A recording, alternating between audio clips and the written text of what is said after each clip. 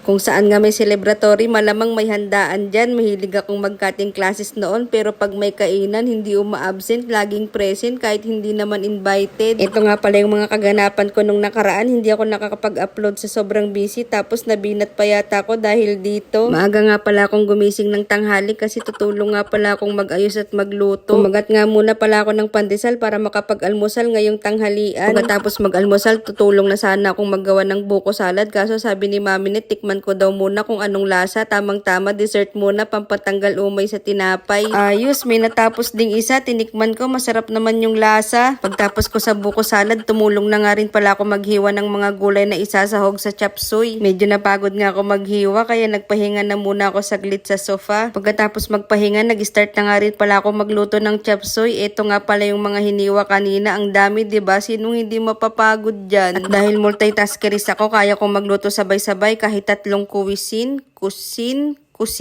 Basta nagluto ko ng fish fillet dito sa isang lutuan. Tignan nyo, di pa nga ako tapos magluto ng fish fillet, tapos na agad ako magluto ng chicken scary. Ganun talaga, baka batak sa work from home yan. Tinikman ko nga pala muna tong chicken scary bago ihain, kaso nakalimutan ko, mainit pa pala. Malamang bagong luto yan, buti nga. Habang nagluluto nga ako ng fish fillet, sinalang ko na rin yung mga kasim-kasim ni Insan. Sarap, bagnet yan, makagawa na nga ng sausawan.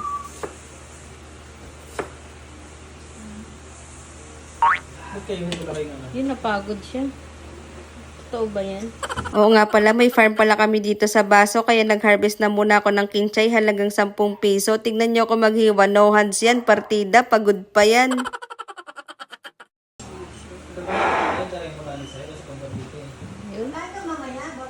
Dapat sumunod ka. Sabi ko, videohan lang ako hanggang sa mawala ako sa frame, pero sinundan ako, bala ka dyan, ayaw ko na ulitin. Sakto nga, pagkatapos kong lutuin lahat ng ulam, dumating na rin yung kapatid ko kasama yung kanyang mga angkan, kahit na 3 lang naman sila. May dala-dala silang ni-request kong Bicol Express at Bopis. Kala ko, i-Indian ninyo na ako, nang bablock pa naman ako sa Facebook pag di ko nakuha yung gusto ko. Nagdasal nga muna bago kumain. Sa tagal nung nag-lead ng prayer, kala ko tatapusin niya na hanggang 5 mystery. Akala ko naman kainan na, may kantahan pa pala at bigayan ng regalo. Happy birthday nga pala sa bayaw ko at kapatid ko. Pagpalain pa sana kayo para makinabang pa ako. Parang iPhone. Parang iPhone to ah. Kaya ko pa yun. Uy, wow! Ang shave. Kaso nagulat yung bayaw ko. May pagkaloko-loko kasi tong kapatid ko. Hindi ko nasasabihin kung ano yung regalo. Basta nagagamit siya kapag buntis yung asawa mo. Alam mo na. Anong kulay? Anong kulay? Kulay pink yun. Pa-video na lang, Wen, kung gumagana para maipost sa review sa Lazada. Bakit parang ano to? Kay Wen yung panta sa akin yung pambaba. Tuwang-tuwa naman sila sa regalo ko. Di nila alam, order ko talaga yun para sa sarili ko. Hindi lang nagkasya, kaya niregalo ko na lang sa kanila. Eh, di nagmukha pa akong mabuting tao, di ba? JBL. Walang case. 6 months na kayo. Sana all. Ako wala.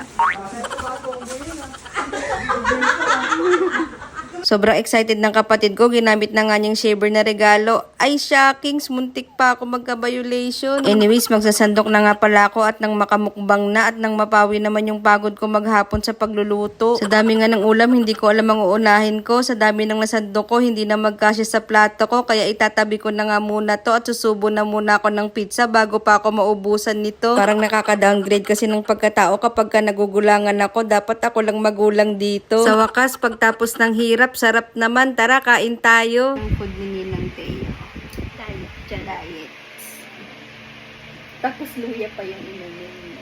Luya. Tapos yung sauce gawa ni Ninang Teo. Sarap ba na? Nasang prangkis. Chapsuy.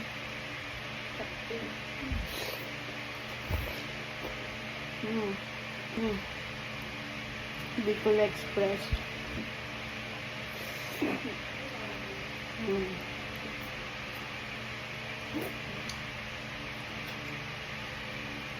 Bopis.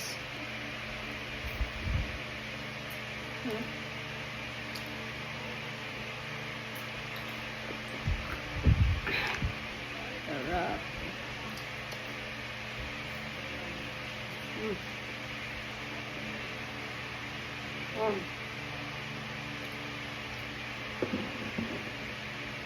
Bagnet.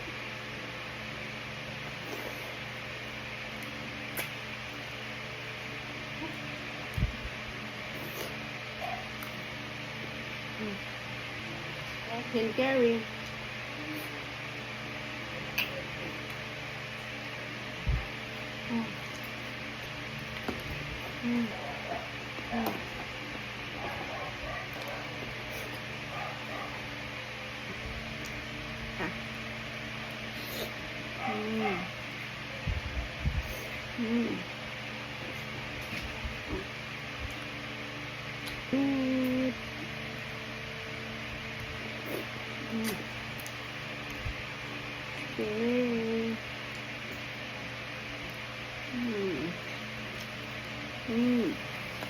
Ayun lang naman, huwag kayong ma-inspire sa walang kwentang video na to. Maraming salamat sa lahat ng nanood. Paalam!